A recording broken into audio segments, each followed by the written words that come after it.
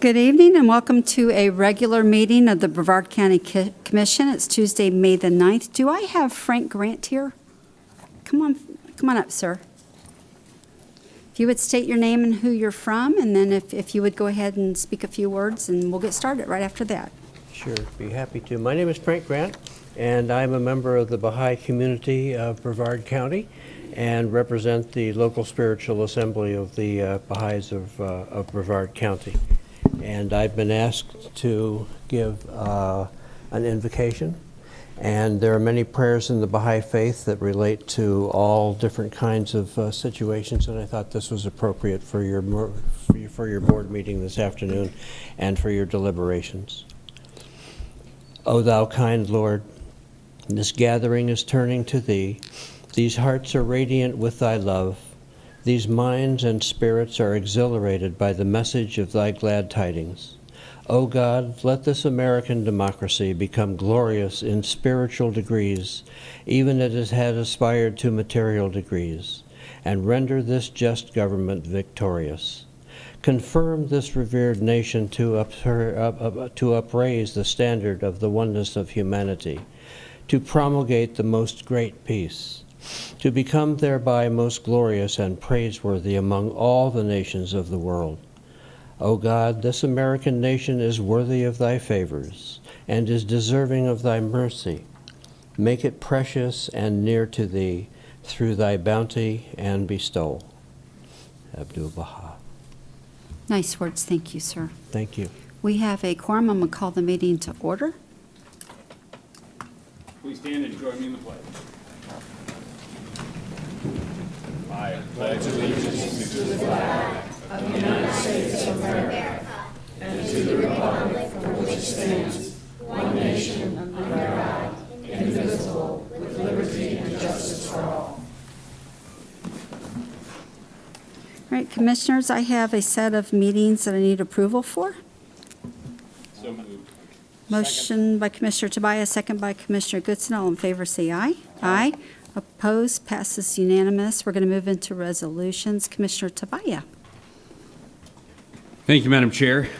I've got 12, so this one came to the top. Again, I appreciate all you do as chair for taking these, and so I'm holding the water a little bit. Nothing against this one, but anyway, thank you for all you do. This is a resolution on behalf of the Brevard County Board of County Commissioners recognizing the month of May 2023 as Older Americans Month. With your permission, may I go ahead and read that, Madam Chair? Great. Whereas it is the desire of the Brevard County Board of County Commissioners and the Brevard Commission of Aging to celebrate the enormous contributions of our older citizens in the strengthening and prosperity of Brevard County, and whereas Brevard County represents the 25th largest elder population in Florida, and approximately 27% of Brevard County's total population is 65 years of age or older, and whereas the older citizens are a diverse and treasured link to our heritage and join with citizens across the United States in promoting the National Administration on Aging's theme, Aging Unbound, and whereas in keeping with the national theme, we recognize local veteran and former businessman Jerry P. Phillips for his example of positive aspects of growing older in Brevard County, and by his example remaining engaged and successful in the community, and whereas we applaud his work to combat ageism and engage with fellow citizens throughout this county, cities, and nonprofit organizations, the STEM and elderly compassionate care programs, and we know that connecting with others plays a vital role in the health and well-being of our community and our senior population. Now, therefore, be resolved that the Board of County Commissioners, Brevard County, Florida, does hereby proclaim May 2023 as Older American Month. Done. Order and adopt this regular session, 9th day, May 2023. Make a motion to approve, Madam Chair. I have a motion by Commissioner Tobias, second by Commissioner Feltner. All in favor, say aye. Aye. Madam Chair, you object? Since I fall in that category, I'd like to see a lot more respect up here in the future. I was about to say, I didn't think 65 was that old. So wondering how long you've fallen in that category. I passed my underwear size twice, okay? So thank you for that. Okay. we- Commissioner Tobias, is there anybody here, sir, you want to? I think we have a audible and we have someone else. Councilwoman Minus, you want to come up and have something to say? So nice to see you, Miss Minus. Good afternoon. Thank you very much, Commissioner Tobias, and to this wonderful commission. I want to thank you all very much for acknowledging our Older Americans Month. Want to thank our chair, Dr. Potomsky, and this wonderful, here he is behind me, okay, Brevard Commission on Aging Committee. They voted unanimously to recognize Mr. Jerry Phillips for doing the great things that he's doing in Melbourne and Brevard County. And we just want to thank you for acknowledging that he's doing the wonderful things. Thank you. And thank you, Mr. Tobias. Thank you, Councilwoman Minus. And Mr. Williams, I think his wife, Mr. Phillips, his wife, was unfortunately admitted to the hospital today, so that's why he couldn't be here. So Councilwoman Minus is going to accept the proclamation on his behalf. And I would just like to say a thank you to our former commissioner, Christine Zonka, for being appointed director of the State of Florida Department of Health in Brevard County. And we appreciate her support of elders in the past. When the CBO funding was cut, she stood up and said that we really need to still support Meals on Wheels, and she made that motion, and the commission fortunately approved that. And then therefore our frail elders who are homebound are able to get nutritious meals, because that's where health starts at. Just what we eat is what we become, and that's one part of it. So again, I'd like to thank the commissioners here for their continued support of our senior citizens, and for recognizing Mr. Richards Phillips. I'm sorry, I got the wrong name here there today. I'm catching up to you, Tom. So pretty. It happens. It happens.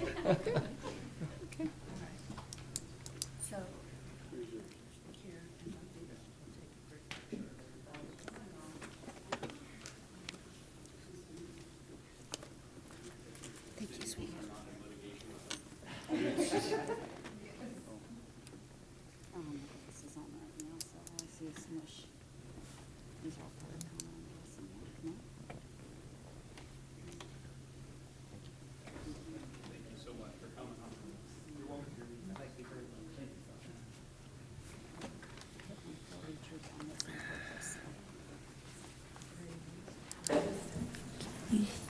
Commissioner Tobias, it's still yours, sir. Thank you, Madam Chair. And this is what happens when I leave the country for a week. All of a sudden, all these resolutions pile up. So, Madam Chair, with your permission, I'd like to go ahead and read a resolution acknowledging our corrections officers and the Appreciation Week. Do you want him to come up? Sheriff, you want to bring?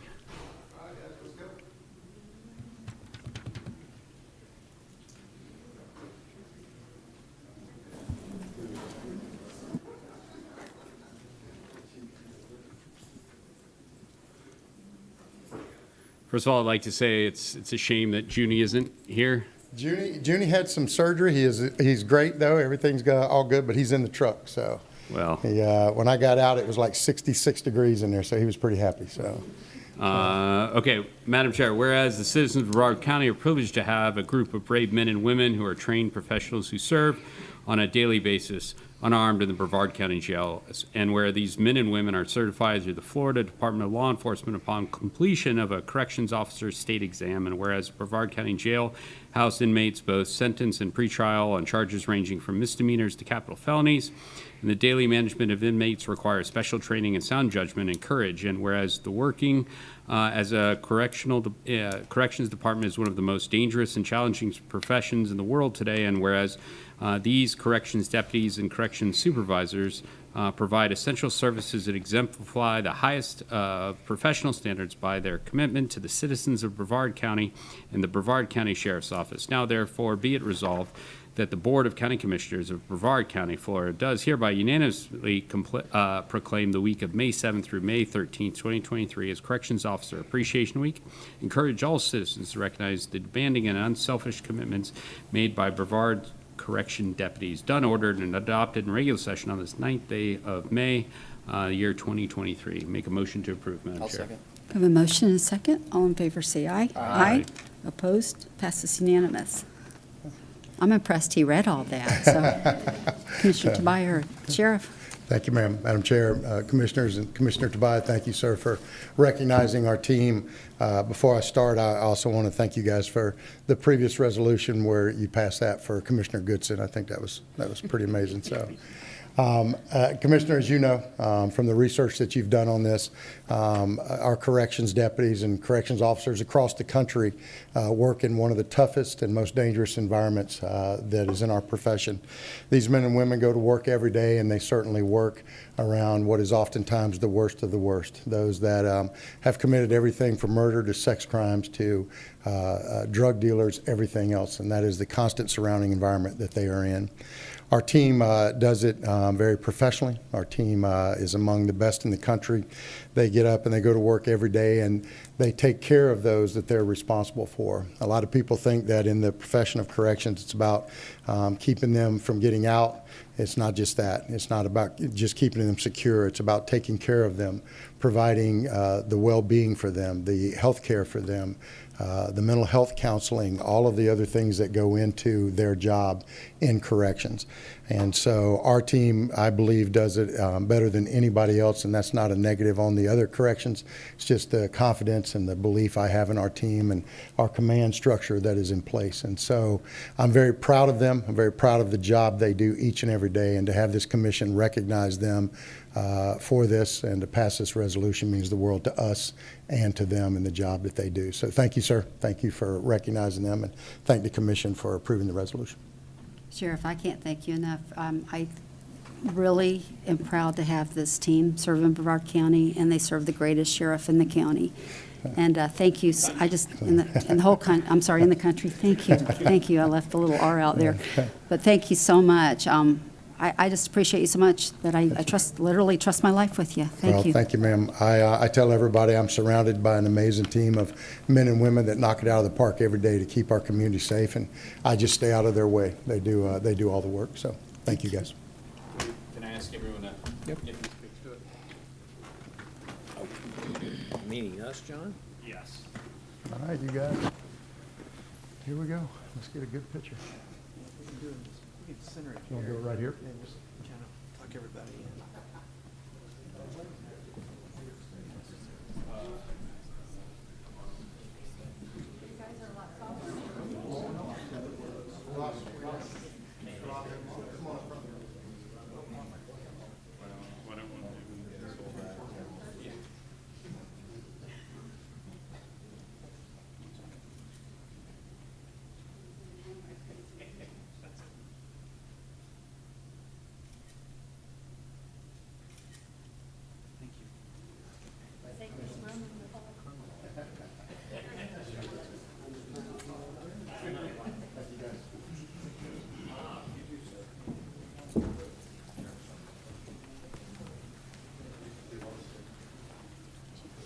Usually my photographs are a little different for the sheriff.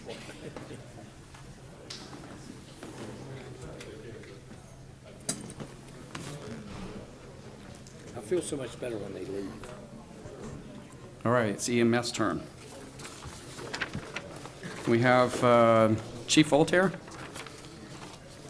Colonel Wallace, we have Assistant Chief Orlando Dominguez, District Chief Chris DeStachio, Lieutenant James Dean, we got the Station 48 crews, Fire Medic Chris Chadwick, we have Community Paramedic John Weiss, Stephanie Cotton, Ebony Williams, Lisa Smith, Ashley Lewis, and Dr. McPherson. Is that everybody?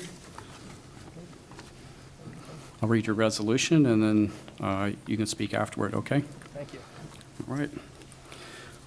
Whereas emergency medical professionals and volunteers provide medical care to victims of sudden, life-threatening injuries and illnesses, often under stressful conditions and in high-risk situations to save lives, and whereas the 2023 National Emergency Medical Service Week theme, EMS, where emergency care begins, reminds us that Brevard County's residents and guests benefit daily from the knowledge, skill, and judgment of paramedics, emergency medical technicians, firefighters, dispatchers, educators, administrators, emergency physicians, emergency nurses, and others who encompass the emergency medical services system. And whereas emergency medical personnel must rapidly assess, manage, and effectively provide care in unpredictable situations requiring life and death judgments, and whereas Brevard County's EMS teams unselfishly serve on the front line of healthcare when responding to man-made and natural disasters at the local, state, and national levels, and whereas a recognition is due for the emergency medical services system for its accomplishments and contributions to improve public welfare through healthcare, medical transportation, injury prevention, education, disaster response, homeland security, and other initiatives that reduce healthcare costs and save lives. Now therefore, be it resolved that the Board of County Commissioners of Brevard County, Florida does hereby unanimously proclaim the week of May 21 through May 27th, 2023 as Emergency Medical Services Week, done, ordered, and adopted in regular session this 9th day of May 2023. Madam Chair, with that, I'll make a motion to approve. I have a motion by Commissioner Feltner, second by Commissioner Goodson. All in favor, say aye. Aye. Opposed? Passes unanimously. Chief. Madam Chair, Commissioner Feltner, thank you for recognizing our EMS professionals this week.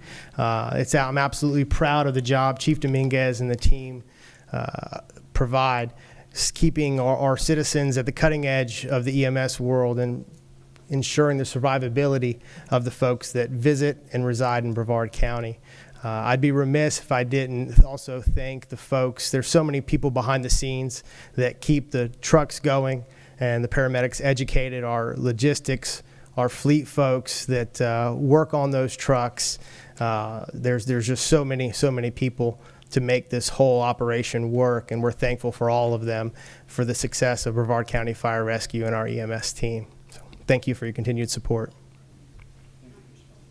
Yeah, and I have to repeat this. You guys are just so wonderful, and Brevard County is so blessed to have the group that we have under the leadership. You're knocking out of the park, too. Thank you guys for all you do, and I just wanted to tell you that. And I'm not even running for an office. Thank you so Thanks. much. All right, so we'll hold on for a picture. Guys.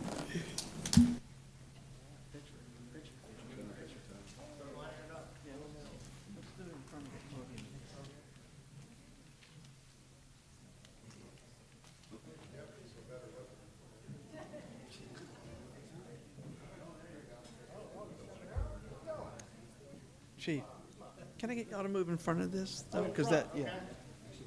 All right. Okay, that works.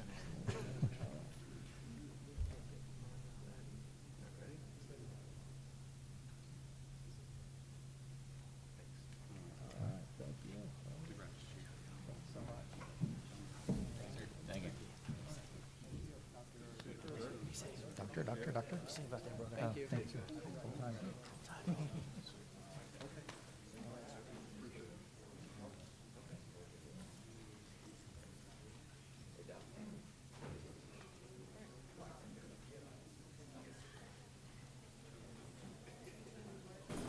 Okay, Commissioners, we're going to move into the consent agenda. Do you guys have any that you would like to pull for discussion? All right, can I have a motion to approve consent? Make the motion. Motion by Commissioner Goodson. Second by Commissioner Feltner. All in favor, say aye. Aye. Opposed, passes 4-0. I have 4-Hers here today, and you guys have filled out the public comment here because you have 3-minute speeches you're going to give us. So I have Lillian Wade. Did I say that right? Liliana Weedo. Well, that's a beautiful first name. And then I have Catherine Watkins. So if you guys want to come to the front, we would love to hear your award-winning speech.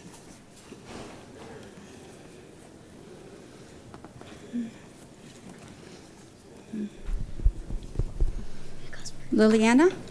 Is that you, Liliana? How old are you? 10. What's your name? Liliana. Do you live in Brevard County? Yes. Did you win a prize? Sure. Love to hear your speech. Yeah, she's beautiful. When do I start? Whenever you want to. Okay. Is there one food that you just love? Well, for me, that food is avocados. Avocados are awesome. Avocados are so astounding that I even made a list explaining 6 great things about them. Number 1, they are gluten-free, dairy-free, vegetarian, cholesterol-free, and vegan. Number 2, it's a wonderful food to feed your babies because they're easy to digest. Fun fact, my first food was an avocado. Anywho, switching to number 3, avocados are very portable foods. It's a snack in a pack. Number 4, they transform your boring and bland chips or any other food into an explosion of delectable deliciousness. Moving on to number 5. The etymology of avocados, which is the study of words and how its meanings have changed over time, is actually very exciting. The term avocado is pronounced differently depending on the country. In Latin America, the word is referred to as aguacate. But in locations such as Chile and Peru, the word is named palta. To make it even more interesting, all these countries speak the exact same language, Spanish. Could this get any more complex? Okay, now last but definitely not least, number 7. Avocados help with anti-aging. Its monounsaturated fatty acids, phenolic compounds, and carotenoids is the cause of that. It also helps with wrinkles, so for all you oldies out there, you better start eating your avocados before things get worse.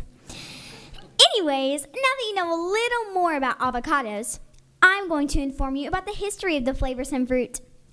First of all, the avocado began to grow in the years of 7,000 and 5,000 BC in south central Mexico. Spanish explorers found the fruit, but the Aztecs were the people who discovered that the fruit that came off the tree was edible. My heroes! Anyways, the Aztecs believed that whoever ate an avocado would be given strength. Switching to another subject, now that you know a little more about the history of avocados, I'm going to tell you guys 3 fun facts about avocados. Number 1, avocados are nicknamed alligator eyes because of the big pit in the center.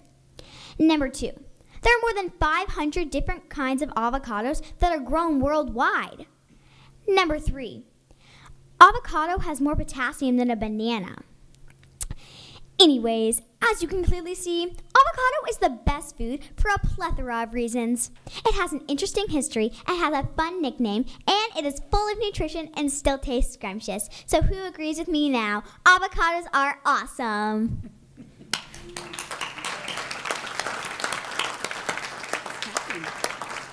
Miss Catherine Watkins, how old are you? 12. That's wonderful. Did you win a prize for this too? Yes. All right, can't wait to hear you. Wouldn't it be great if recess was longer? What if I told you a longer recess is beneficial not only for kids, but for teachers too? Imagine you're running out to play a game with your friends. It seems like 5 minutes have passed before you're called in. Don't you wish you could continue playing? That 5 minutes actually lasted 20. But what if you require a break that lasts longer than 20 minutes? Studies show that kids should get at least 30 minutes of recess every day. Contrary to what some people might think, recess is not a waste of time. A child arrives at class hyper and unable to focus if they only get 20 minutes of recess. But after an extended break, their bodies and brain are more ready to learn and stay focused. Every grade from kindergarten to 12th benefits from recess. During recess, children's level of physical activity can increase, leading them to be able to sit calmly in class for longer periods of time. Additionally, it can enhance children's attentiveness, focus, and memory. Recess can aid in the development of crucial life skills in kids, including the capacity to interact with others and surmount obstacles. These are important skills kids need both in and outside the classroom. Not only does recess make students learn more effectively, it is also enjoyable because they can get a brief break to play with their friends. Getting more recess can help kids physically, mentally, and emotionally. During recess, they can run, play, and socialize with their friends. This can help them stay in shape, reduce stress, and form strong relationships. Finally, more recess can help kids fight against bullying by providing more time to engage in physical activities and learn how to negotiate and care for themselves in stressful situations. Kids love playing, and when a conflict arises, they have the opportunity to practice their leadership skills and get back to having fun. Overall, recess is not only fun, but also beneficial to everyone. 20 minutes of recess is simply not enough time for children to play or exercise. Children should receive at least 30 minutes of recess every day. A longer recess is required for children to live fulfilled lives. With this in mind, I recommend that schools should extend recess to reap the numerous benefits for everyone. That was wonderful. Did they memorize those? Thank you, Commissioners, for your time. Did you guys memorize those? Yeah. You did so well. Thank you, sir. The 4-H Public Speaking Program is sponsored by you all and the University of Florida IFAS Extension and FPL, and it's been in Brevard County for over 20 years, and these are two of our best. Thank you so much for your time. Thank you. Thank you. Thank you, ma'am. Mr. Charles Tovey.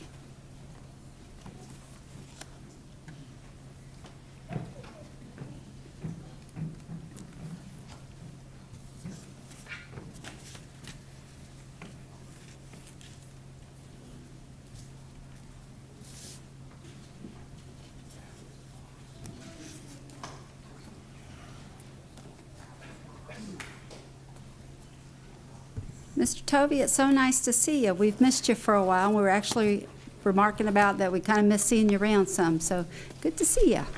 Thank you, and to those concerned, I appreciate it, and prayers are most appreciated. Charles Tovey, 2555 Roberts Road, Melbourne. Also, on my card, I put Lagoon Man, and it's about public speaking, and public speaking is being attacked. And it's one of our pillars of our Constitution, as well as the other pillars that are being attacked. And we need to act now. And slowly but surely, public comment or public speaking has been degrading. And used to be 10, 4, 11. Got here at 9 o'clock. It wasn't until 2:45 p.m.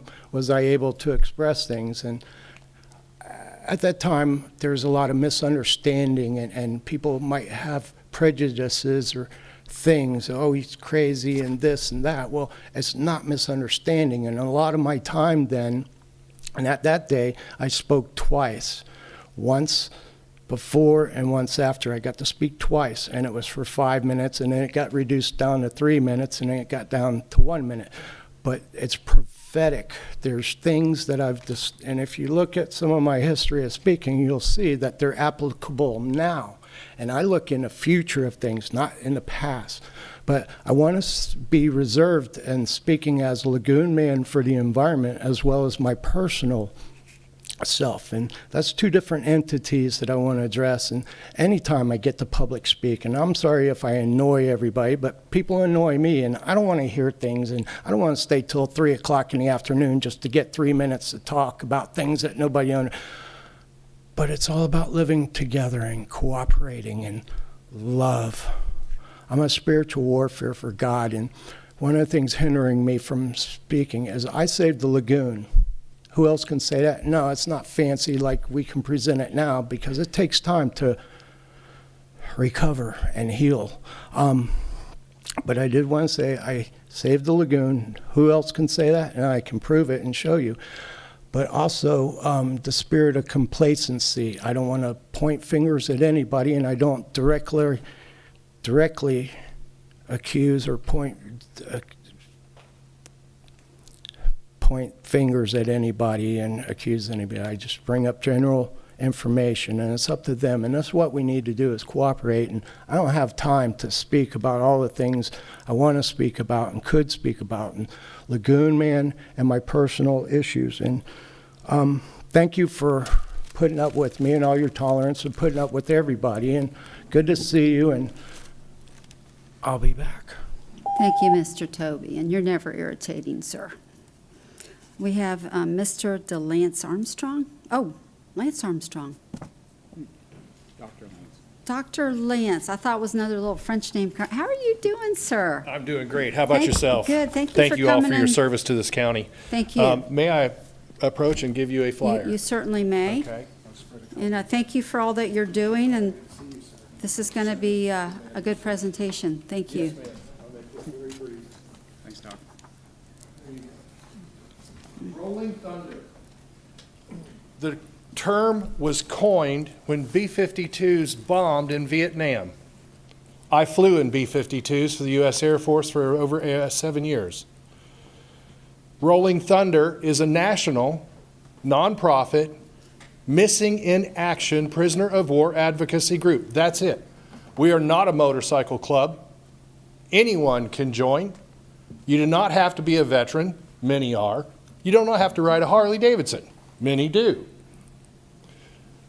Our biggest event nationally, annually, was Washington, D.C. Memorial Day weekend. In 2019, 1.7 million motorcycles showed up according to the FBI aerial surveillance. And they requested that we do it state-run since then. The following year, we all know 2020 was COVID. 2021, I was given this opportunity, shall we say, voluntold, with 1 month to go, and we had 1,000 motorcycles participate in this event. It's a 3-day event. Then it went to the infield with Toby Keith as our headline band last year, And 3 months of planning in Jacksonville was canceled about a month and a half ago due to a jazz festival also occurring. So the state level called me again and said, would you all, in Rolling Thunder, Florida, chapter number 1, the biggest chapter in the state of Florida, and we're one of the largest in the U.S., would you run it again? I said, you're giving me 3 months to plan it, not 4 weeks. Watch what I can do. And we in Rolling Thunder have done a great job. The first event will be where we all gather out at the port and ride in from that area. We're gathering at Fish Lips because it's in the center. Have a sandwich and then go to the Veterans Memorial Center. Due to our sponsorship, which I thank our sponsors, MedFast, Fish Lips, and you see all of them down there, we are able to feed the Gold Star families a dinner before they do their traditional walk in front of the rolling Vietnam Wall, just like Washington, D.C. Saturday, the festival is at Space Coast Harley-Davidson, where someone is going to win for just a $10 donation to our organization to help veterans, a nonprofit, win an ultra classic. You see it pictured there. And then Sunday, and this is the most important thing I want our Brevard County patriotic residents to know, is that our Ride for Freedom leaves the Veterans Memorial Center at 10 o'clock.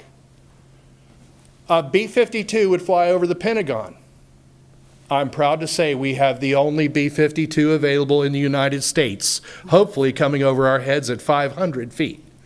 As we leave the Veterans Memorial Center, head west on 520, south on US 1, east on Pineda, and north on A1A through Cocoa Beach, and it ends at Cape Canaveral. The reason for that is the B-52 will be doing touch and goes, and the network should be set up. Thank you for your time. Are you going to put Commissioner Goodson on a cycle? No. No? Thank you. Yes, sir. We'll be glad to. Riding behind you, hugging you. I hope those can make it to support our Gold Star families and Thank consider you. waiving on the route. Thank you all Thank very you for much. this mission, sir. We're doing a proclamation for that. Are you? Wonderful. You're going to do it here at the commission? Perfect. I was hoping someone would. Yes. Okay, Ms. Sandra Sullivan.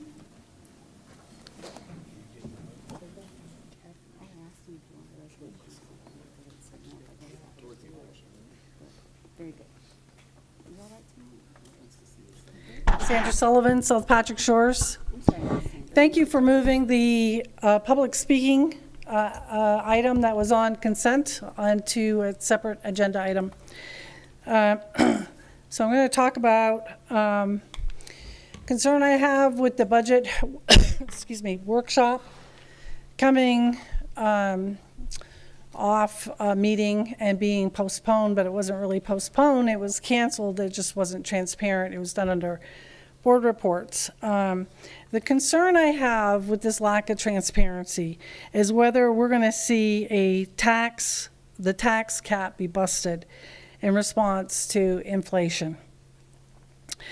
Our residents, we have many residents who are already struggling, especially with the insurance crisis that's on us. We've seen Port St. John grow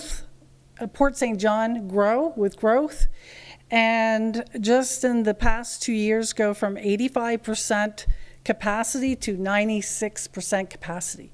A new sewage treatment plant is $100 million,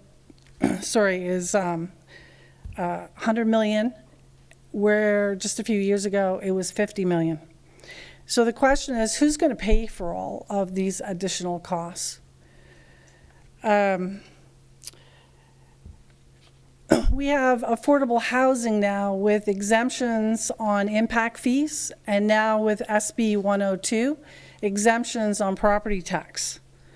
And so my fear is that the everyday middle class is going to be increasingly burdened. Instead of saving a few $1,000 with cutting back on advisory boards, which reduces transparency, it seems like the wiser decision would be to increase impact fees, which is the share of the developers for infrastructure. Else the public will be buried in those costs. Impact fees have not been increased in 23 years, and yet the public is being burdened with the cost of CPI, cost of inflation, For utilities, the sewage utilities, for example, 4.41% just in recent months. So I ask you to take a look as you do your budget season and look to doing a CPI increase on impact fees very minimally. Level the playing field. If you're going to tax the public for CPI, tax the developers for CPI. If you look at Lake County, because of their heavy growth, they have adjusted their impact fees. And so I urge the county to do otherwise so you don't bury the middle class in additional tax. Thank you. Ashley Burke, but on that note, just with like the wastewater treatment centers and water, those are enterprise funds. They're used by users. So typically when we have to increase the production of that, it's by the people that use them. So that's what we're looking to do, Ms. Sullivan, as we do that. It's probably going to be something that's going to be added on over a period of time with bonding to the people who use them. Hi, Ms. Burke, how are you? So nice to meet you in person. You too. Good evening, commissioners. Thank you so much for getting us in at the last minute. We've been very busy with what we're dealing with. Why I'm here quickly to just fill you in as much as I can because I haven't had time to prepare. There is an escalating rabbit dumping crisis in this county. It's an animal control issue.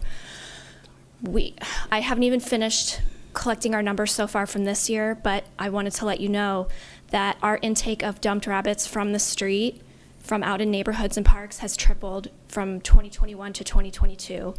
And as a rescue, nonprofit rescue, we're entirely foster-based and volunteer. We cannot afford to do this on our own. We need some sort of county support. We have solutions that we would like to discuss with you.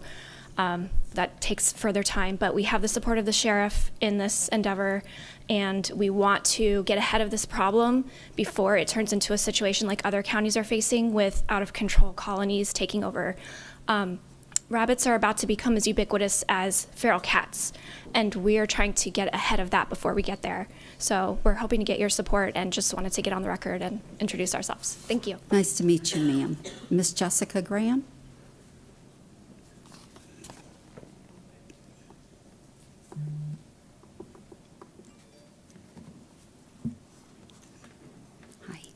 Hi, this is my first time doing something like this. You look great. Jessica Graham? Yes, I'm Jessica Graham. I live in Port St. John. In the last year, in my neighborhood alone, because I live by Enterprise Elementary, there's been 13 rabbits dumped or abandoned, and there's been no repercussions for this. It's really scary and an alarming rate, and when there's domestic rabbits running around, or if someone wants to surrender it to a shelter, they don't take it in, they call rescues. And the rescues are mostly foster-based, and they are at capacity. And it's, it's getting to be too much. I think that was it.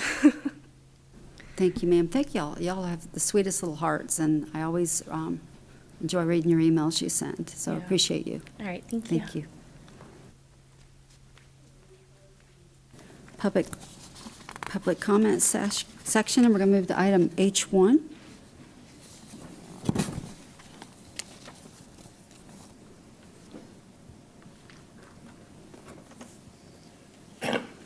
Bless you.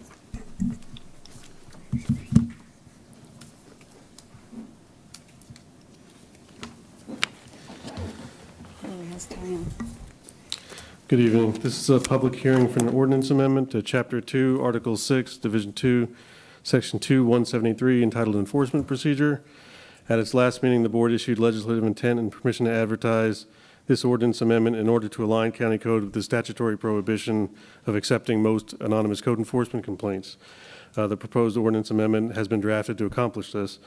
Because staff has already implemented the procedures required by statute, this will not result in any changes to current practice. Thank you, Billy. Commission, what's your pleasure? Motion by Commissioner Tobias, second by Commissioner Feltner. All in favor, say aye. Aye. Opposed, passes 4-0. Thank you. Item H2. Good job, Billy. Go ahead. Good evening, Commissioners. This item requests approval of the third quarter budget supplement, and this provides departments with an opportunity to adjust the projected balance forwards, which, as we adopt the budget in October, those are estimates. So during the first several months of the year, there are still accruals going on with expenses and revenues. And then during the month of February, we get those final numbers from county finance through the financial statements. And so again, this just provides the opportunity to adjust those budgets. And we have all of the details provided in the budget change requests attached. Thank you, ma'am. Commission, what's your pleasure? Motion by Commissioner Tobias. Second. Second by Commissioner Goodson. All in favor say aye. Aye. Opposed? Passes 4-1. Item J1. Your district, sir. No, your district.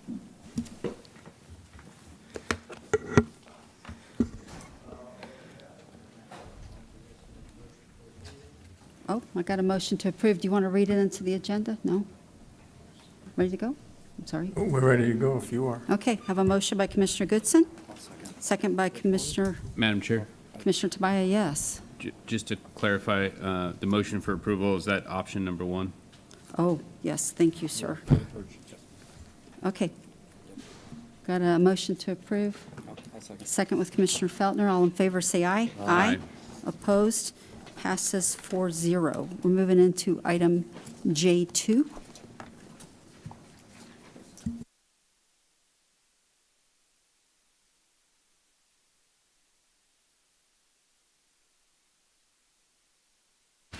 Good evening, Commissioners. Item J2 is coming from the Tourist Development Council. It is 11 sports grants in the total amount of $101,625 and a single grant to be carried forward from fiscal 23 into fiscal 24 in the amount of $12,000.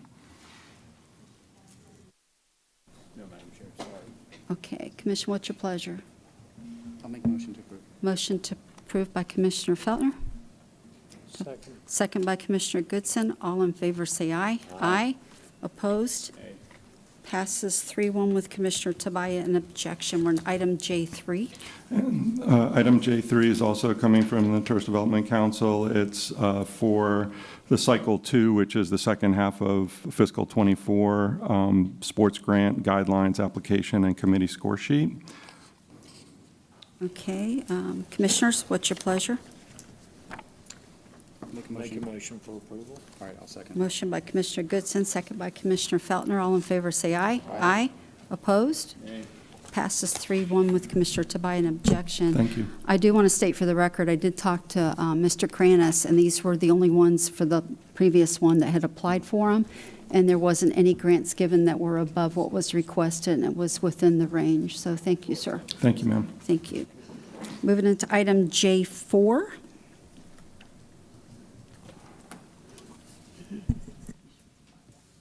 Thanks, Madam Chair. Got a resolution here at the end. I'm going to make a motion, and I'm going to ask we send the resolution to the two people named in it. So with your permission, I'd like to give a little bit of an overview and then read the resolution, Madam Chair. Thank you. First, I want to thank the board for continually voting to protect Brevard's children. On Monday, May 1st, in Titusville, Governor DeSantis signed HB 1297 into law, creating the ability for a jury to sentence a person convicted of sexual battery on a child under the age of 12 to death. Governor DeSantis said, and I quote, "In Florida, we stand for the protection of children. We think that the worst of the worst cases, the only appropriate punishment is the ultimate punishment. On the contrary, two local attorneys have been doing the exact opposite." So the resolution on behalf of the Brevard County Board of County Commissioners demanding Attorney Ray Taseff, and I don't care about the pronunciation to be clear, Jessica Travis demonstrate basic human decency and pay forward their settlement fee to the actual victims of their clients' crimes against children. Whereas the attorneys Ray Taseff and Jessica Travis represent Charles Muncie Jr., Vincent Rinaldi and Charles, Velopis, in the case of Rinaldi et al. Versus Brevard County, and whereas the Sixth Amendment of the United States Constitution provides the rights of criminal defendants to obtain counsel, and whereas in 1963 the United States Supreme Court extended this important right to state prosecutions which are criminal in nature through the ruling of Gideon v. Wainwright, protecting the integrity of criminal justice system, and whereas Attorney Ray Taseff and Jessica Travis cannot hide behind the constitutional protections as justification for their atrocious and despicable actions during their involvement in this litigation, as their case was civil in nature and therefore not protected by the Sixth Amendment, and whereas voluntarily fighting for the registered sex offenders and predators who obtained such classifications through convictions by a jury of their peers of crimes such as sexually abusing and molesting adolescents and prepubescent children is shameful and a disgraceful action. And whereas in the interest of attempting to redeem these attorneys, the Brevard County Board of County Commissioners demand they turn over the sum of $150,000 in fee earned from the case to the actual victims who were irreparably harmed by the heinous actions of their clients, Charles Muncie Jr., Vincent Rinaldi, and Charles, again, Villoposis. And whereas while it is recognized that sexual offenders and predators have the right to file a lawsuit, it would be fortunate if they valued their freedoms and right of their victims as much as they care about attending commission meetings. Now, therefore, be resolved that the Brevard County Board of County Commissioners demands that Attorney Ray Taseff and Jessica Travis pay forward their portion of settlement fees to the actual victims of those abused by their clients, done order and adopted on the regular session 9th day of May 2023. Madam Chair, I'm going to count this one towards my 12 because this one I feel pretty strongly about. So I would like to make a motion for approval and the clerk to send a copy of this to the two attorneys, Ray Taseff and Jessica Travis. That's the motion. That's the resolution. Madam Chair, I'll be glad to answer any questions. Do I have a motion? Second. Second by Commissioner Goodson. Commissioner Tobias, this is a little different. I totally agree with the subject matter. This is a struggle for me because you know how I feel about it. But if you would change the word demand, that we strongly suggest. I know, but Sure. Absolutely. I think the result is going to be the exact same. I know, but because I know, and I hear all you said in it. You did it so beautifully, and this is a hard subject for me because I hate child abuse. Oh, this is 3 steps further than child abuse. Yeah, I hate it. So, Commissioner Feltner? Okay. All in favor, say aye. Aye. Opposed? Passes 4-0. Thank you, Madam Chair. Thank you, sir. Thank you, ma'am. Okay, we're moving into item I-5. Sorry, thank you. Look like a lie up there, Jay. And I haven't had my glasses on. Mr. Ian? Thank you, Commissioners. Good evening. This item is approval for legislative intent permission to advertise implementing language for the Workforce in Support of Housing Trust Fund as required by the Charter Amendment that was approved by voters in the November elections. Sullivan?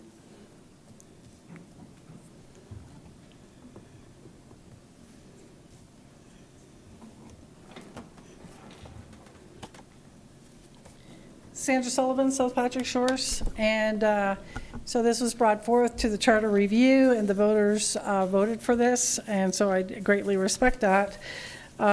Corresponding with this, we had SB 102 pass the state, which is essentially a giant loophole to put a density for workforce housing and affordable housing. And Mr. Googleman, who was hired for the charter review, wrote an email to the county, to the county attorney, and the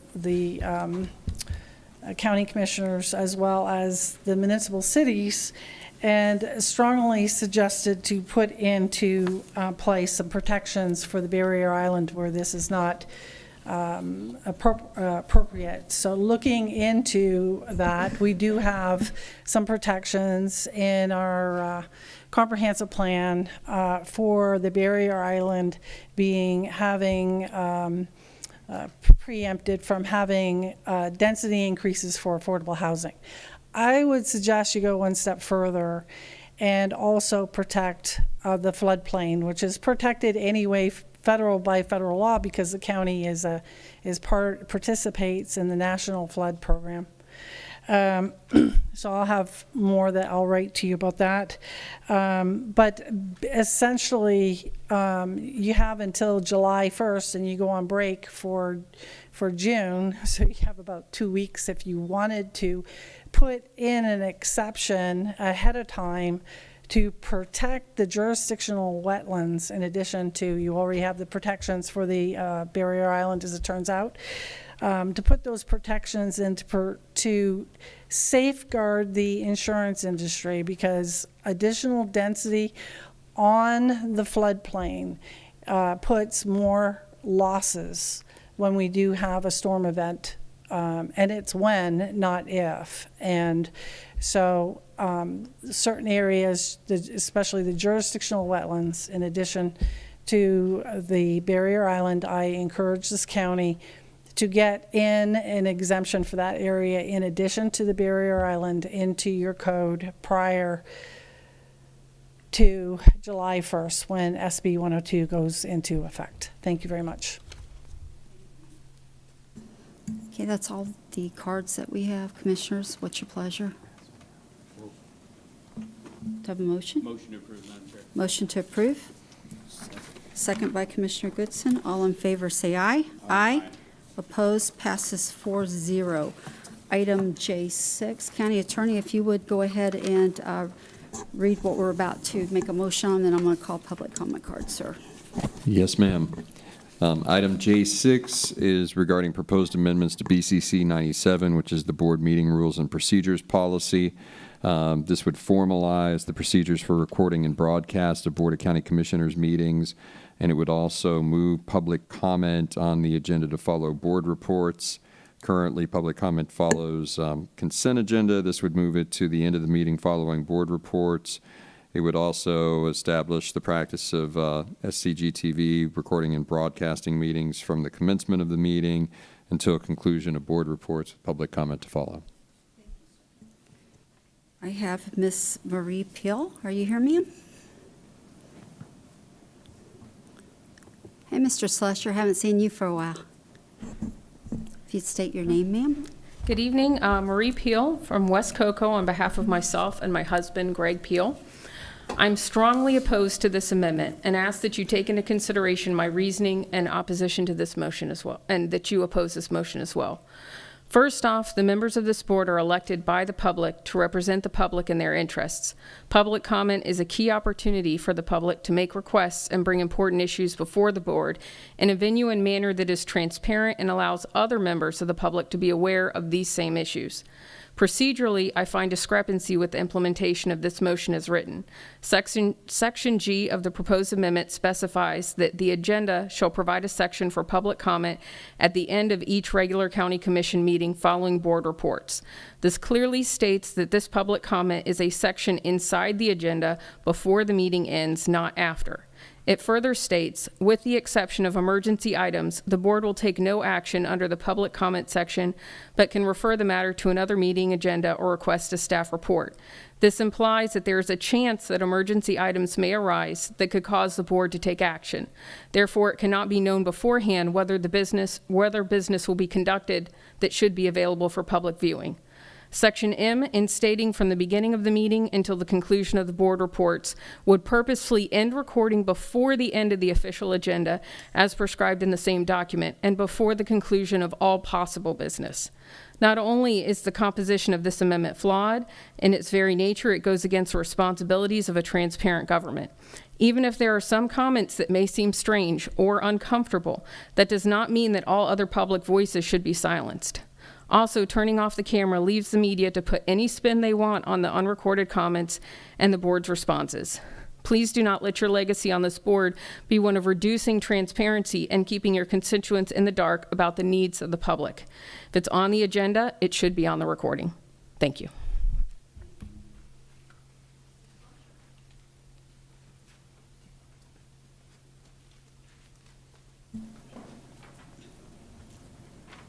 How's the family?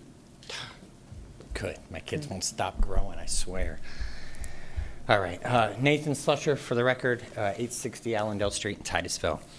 Tonight, I am here as chairman of the party, the Libertarian Party of Brevard County. We have a resolution to be provided for the minutes in regards to this subject.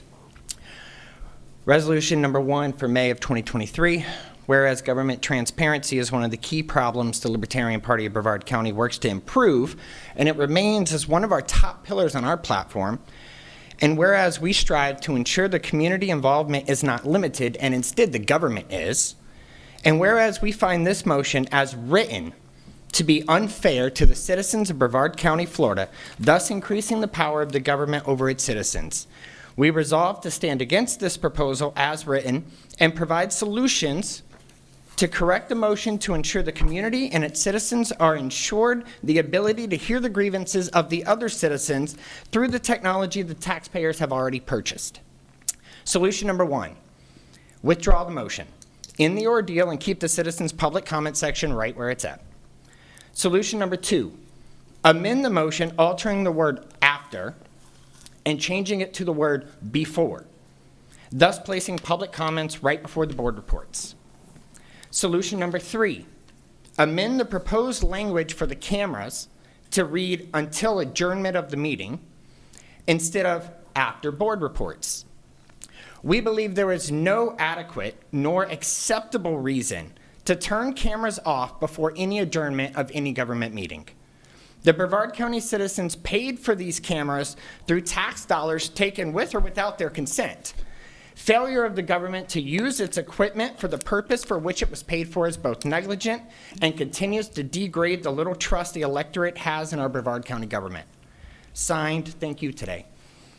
I do want to personally say tonight was probably one of my favorite public comment sections I have seen since I've been doing this for years. Those little girls were amazing.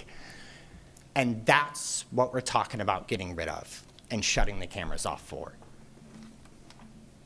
That's what I don't want to see go away because one person or two people abused it or used it incorrectly. Thank you. Thank you, sir. Ms. Sandra Sullivan.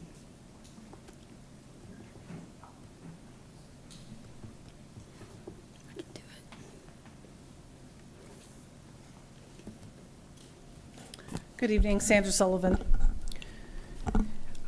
You know, Toby made some interesting comments, and I concur with him completely. I've been coming here since 2018. When I first was coming, there were 2 comment periods, and the public could speak on both, not either. Then that changed, and just recently, in March, with this commission, and y'all approved doing away with the second comment period. Now, at that time, you can speak, you only choose one or the other. But somebody who comes here from work and is working until 5, they can't get here in time to speak the way it is now. I think it should go back the way it was. 2 comment periods.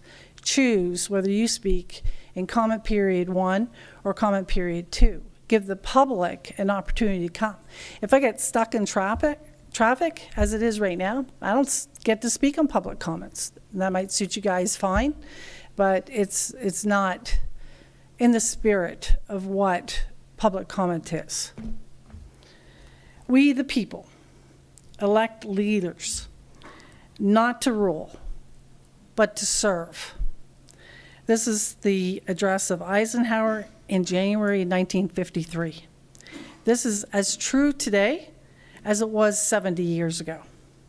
Transparency and accountability are tenets of good governance. And when you take away transparency and accountability, you lose the trust. You lose the trust of the people, especially when you want to silence them. I think it's really important that you lose the trust. Government accountability and transparency ensure that malfeasance is exposed and that failed or harmful policies are swiftly corrected. The problem with voting under board reports, which is another issue, is that the item is often not known because it's not on the agenda. So if we don't have an opportunity to come back into public comment the next meeting, and for that to be in the light of day, with other people being able to see that, how do they know? How do they know?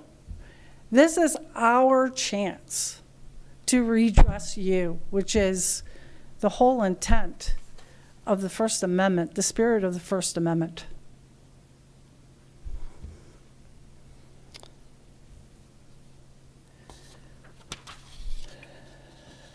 Free speech and the expression are the lifeblood of democracy, facilitating open debate and the proper consideration of diverse interests. Thank you.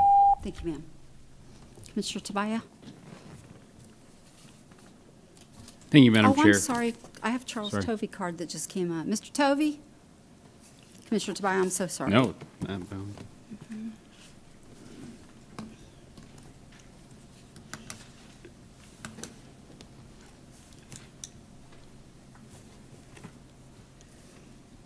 Charles Tovey, 2555 Roberts Road, Melbourne. I'll be brief and I apologize. Question, who do you put first?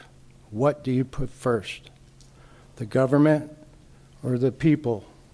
People should always come first, and the government should serve the people. And when you cut out public comment from the regular the part of the meeting, then you're sort of being prejudiced by not allowing public comment to be heard according with the rest of the government services, which it is a part. We are the people, the public first, government second. And if you're a Christian, God first. Amen. Thank you. Thank you, Mr. Tovey. Commissioner Tobias? Thank you, Madam Chair. I've passed out some documentation. My office spent a little time looking at how the other counties handle this, so I wanted to give you just a little bit of a sampling of what other counties do. And again, all the documentation has been handed out. So I found a number of counties that put public comment at the end of the agenda. That's one of the suggestions here. That would be Gulf County, Seminole County, Palm Beach County, and Lee County. And just to be clear, I didn't spend any time with cities. Obviously, there's many of them. So exclusively looked at counties.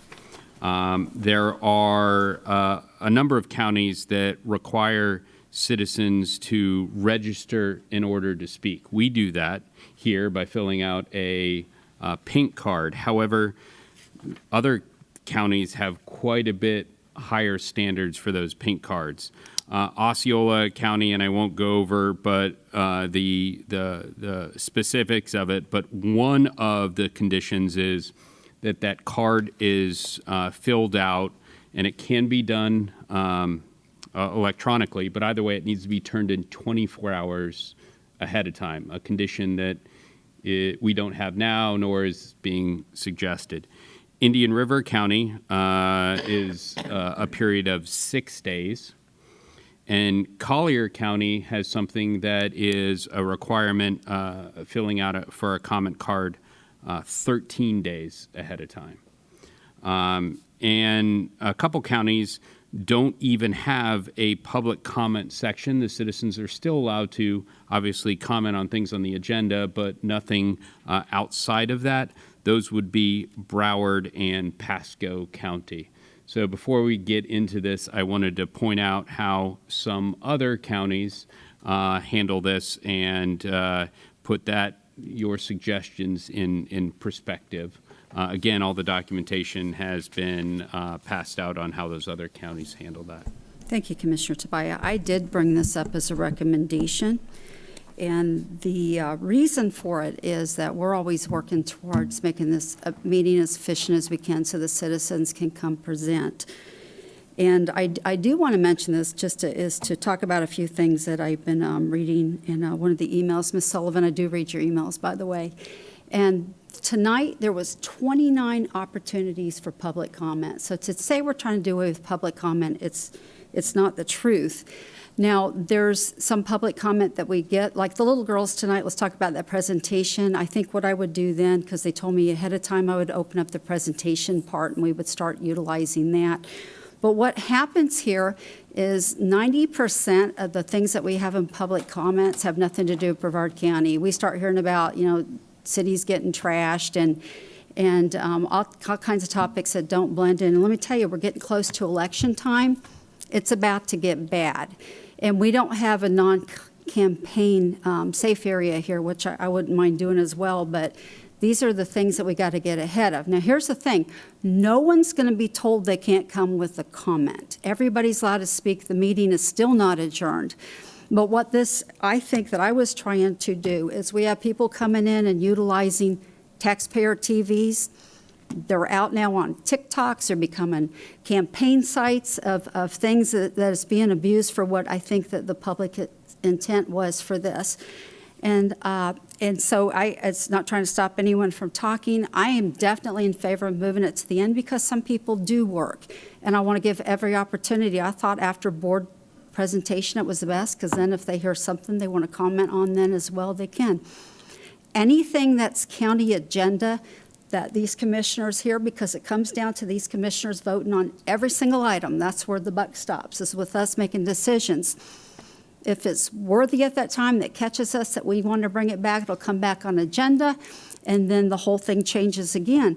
But most of these things, there aren't even things that we can have control over.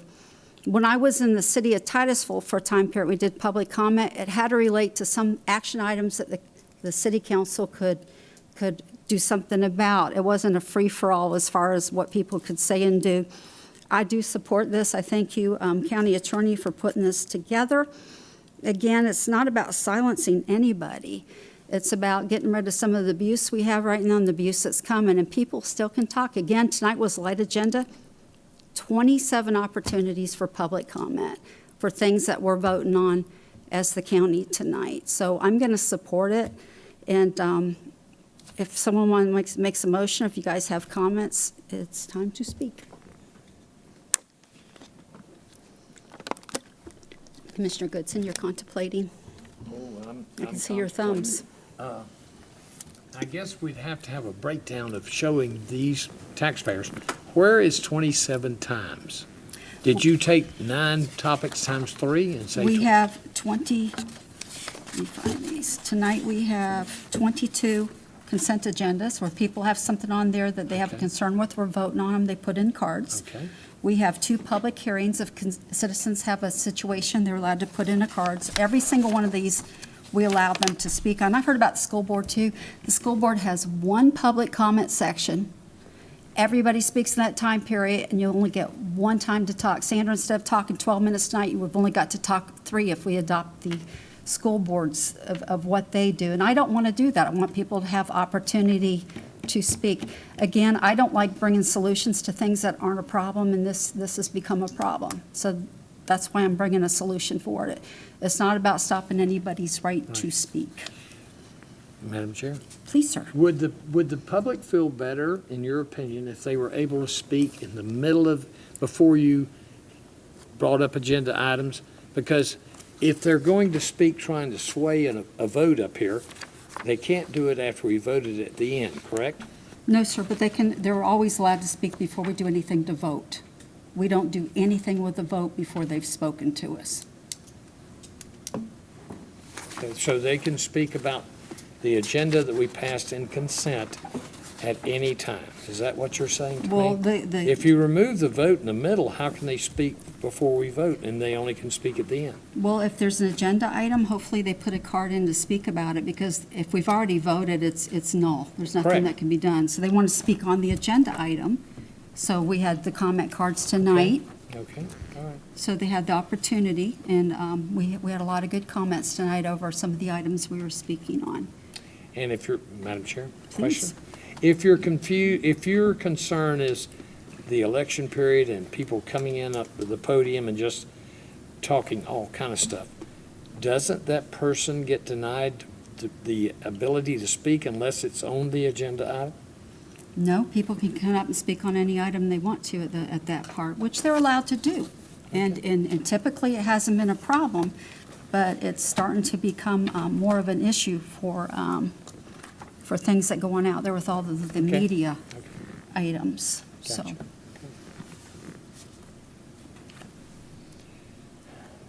I'm gonna let you weigh in, sir. I can't support this tonight. Sorry. You want to Madam say Chair. why? I don't want to restrict even the perception that the public, of the public's ability to weigh in on the issues. So that's my chief objection. Okay, you know they're still weighing in, it's just the airtime. I do understand, and with respect, I appreciate those who fill out a speaking card on the issues. I think that's productive and helpful. There's been many things I hadn't considered that they bring up, but every once in a while on the public comments section, somebody will bring up something maybe that I hadn't considered before. Okay, I think, you know, with time with you being on here, you're going to get a little bit different footing on it. And it's a whole nother I would only- perspective. I know, whole nother perspective when you're chairing, because, I appreciate your optimism that I'm going Commissioner to be Tobias. sitting in the chair seat. Thank you. Thanks, Madam Chair. Thanks, Madam Chair. I like the idea, but it looks like on a 2-2 without a fifth, it's not going to pass. So is there a compromise here that potentially that either of the two other commissioners would make that would get you closer to that instead of, you know, I think if it's 2-2, nothing happens. So, you know, for that reason, would either two commissioners like to propose a change here? Commissioner Goodson, do you have something on it that was struggling you? I was trying to read you. Other than the fact, I just don't like it. You know, if you want to do this, and if you're concerned about the election period, let's table this or forget it. If you see in 3 months or 4 months that you have a rat house here, then yes, I would probably be more attuned to doing something. But it's worked, I assume, it seems to have worked for a long period of time, so why not leave the public alone? Because Well, we have camera, and they're getting up there, getting the shot on camera, and we're showing up on camera, them doing something that has nothing to do with Brevard County. well, maybe we can. And I got 2.5 weeks of death threats. So this is starting to become an issue with TikToks and these things, and I can handle it. I'm a big girl, but I'm telling you, we're getting to where this is starting to escalate out there with people using this for things they're not attendant with. So even if you left the sound on and cut off the camera, they wouldn't be able to kind of pass it around for their own purposes. That's another thought. But this is an issue. So what you guys got? If nothing else, I like something that Commissioner Tobias handed out, and that I think we got from one of the county staff with some information, that if there was a 24-hour where they put in the period of what they're planning on discussing on general public comment, that could possibly help as well. Thank you, Madam Chair.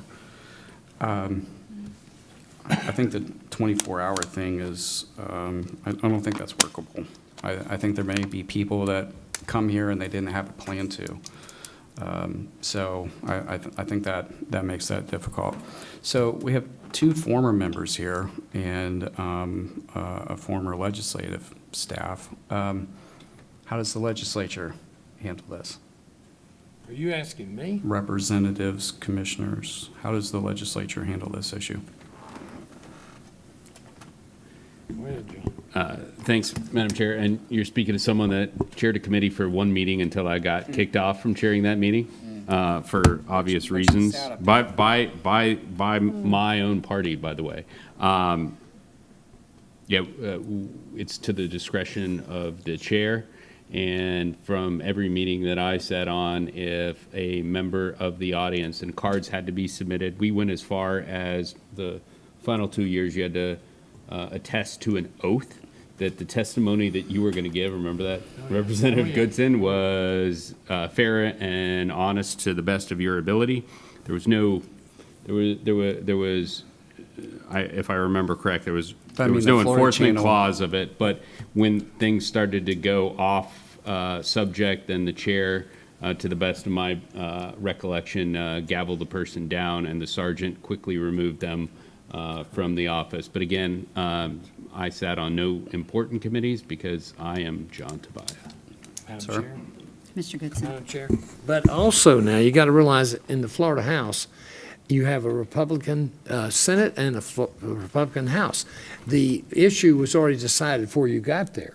This is more, in my opinion, government for the people, because you can sway your vote by one comment a person makes at the podium. And therefore, that's why it's so important to hear everybody's comment to make a decision.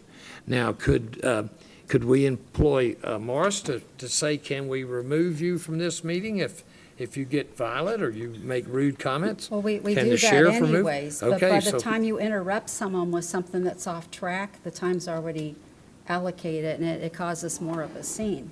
So here's the thing, everybody's going to have an opportunity, and they absolutely can still talk about anything, but I don't know why we are considering things that have nothing to do with county business. And that's what typically happens at those time periods. We hear about how Satellite Beach is doing stuff they shouldn't be doing. And we hear about all these other things many times during that section. But as far as the things we're voting on, it's already in the agenda. I don't think you guys are ready to motion on this. So I am not comfortable with the county cameras getting my face and my name on these things. So if you want to figure out something else with that, but something's got to be done a little different. Can I clarify a question? Sure. I don't think the Florida channel turns off the camera at the discretion of the chair, though. Madam Chair, that I can't answer.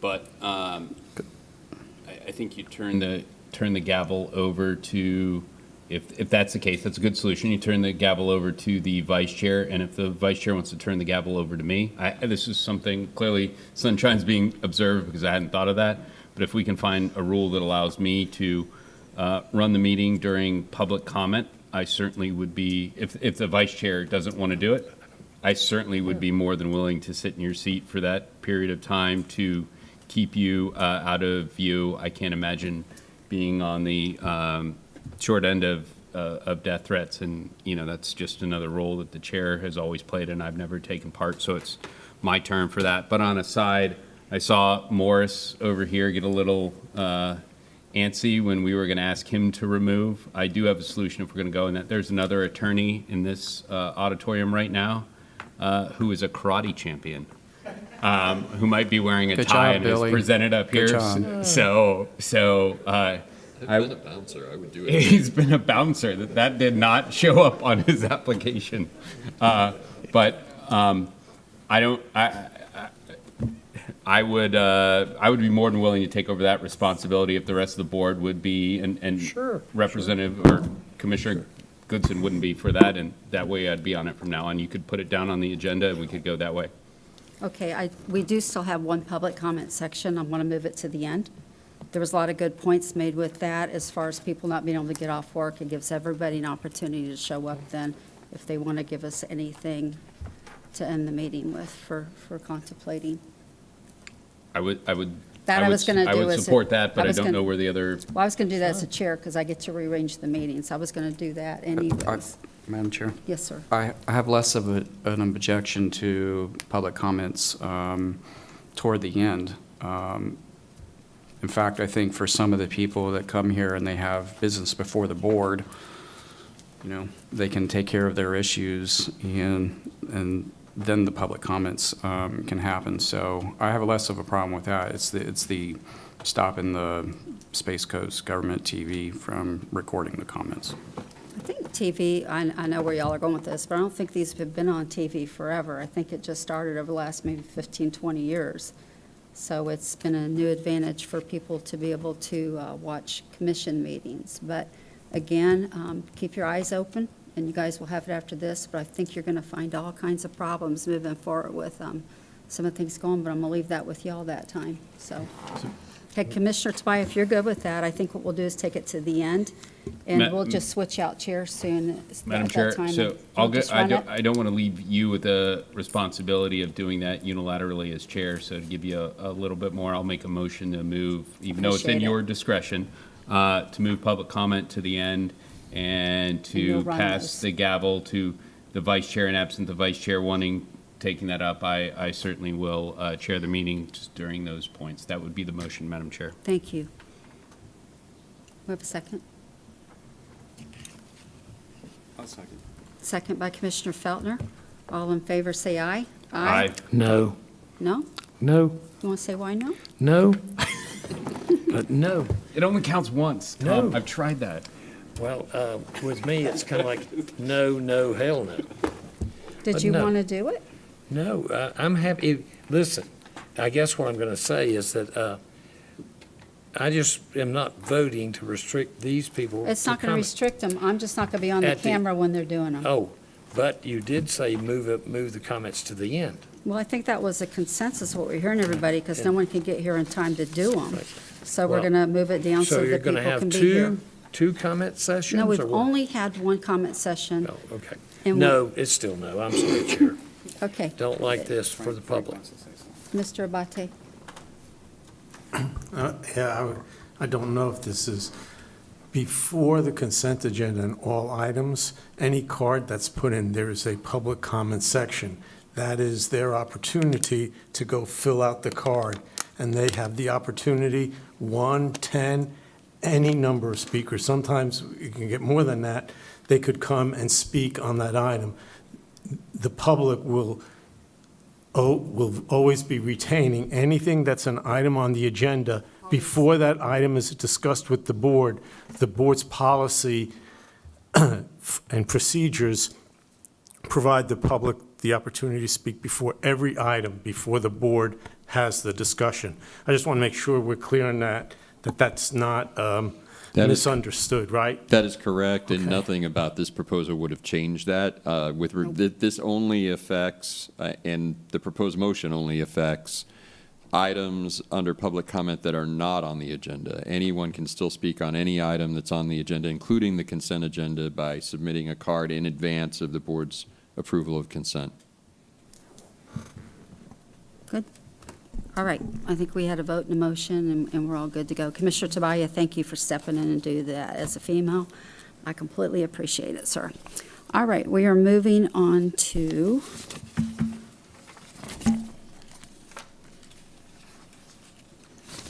I guess we're ready to move right into board reports. County manager. I have no report. County attorney, No report, Madam Chair. Tom Goodson. I have, Madam Chair, I have three. Yes, sir. Okay. Since being elected, my office has found there's been a lot of discussion about the correct noise you can have at your home or in your neighborhood. The ordinance on the noise was last reviewed in 2001. I think it's time that we revisit that, and I'd like the board's opinion on that. Madam Chair. Commissioner Goodson, I agree with you 100%. I appreciate you taking the issue up. Okay. Commissioner Tobias, is that an old light? It was, but may I ask a question, Madam Chair? Please. So, Commissioner Goodson, you're asking to use staff's time to update and draft a revised ordinance dealing with noise and then bringing that back to the board for permission to advertise. Is that correct? That is correct. I think that's a good use of staff time, and I thank you for bringing that to our attention. Okay, that's number one, Mr. Commissioner Goodson. Yes, ma'am. Madam Chair, I'd like to acknowledge a constituent of mine at age 82 that died at April the 25th, Robert Earl Bufkin. He was born in South Carolina, came to Brevard County in 1957, and started Bufkin Tile on Merritt Island. Well-loved, well-respected businessman. father, grandfather, and all that. Madam Chair, that's all. Got one more. Okay. Now, I would like to compliment the city of Cape Canaveral for making 60 years. They're celebrating their 60th birthday. They're a vital part of Brevard County for those who live there and visit there. Would you please join in condoling them for 60 years of success or partial success, whatever you wish. Thank you, Madam Chair. That's it. That's wonderful, sir. Thank you. Commissioner Feldner? I have no report. Thank you. And I have no more after that either. Y'all have a great evening, and we're concluded. Thank you, John. The opinions expressed by any member of the public during any period of public comment do not necessarily reflect the views or opinions of the Board of County Commissioners of Brevard County, Florida, Space Coast Government Television, or the program sponsor, and are solely those of the presenter. The Board of County Commissioners of Brevard County, Florida, Space Coast Government Television, and the program sponsor hereby expressly disclaim any and all responsibility or liability for any defamatory or slanderous statements expressed by any member of the public during any such period.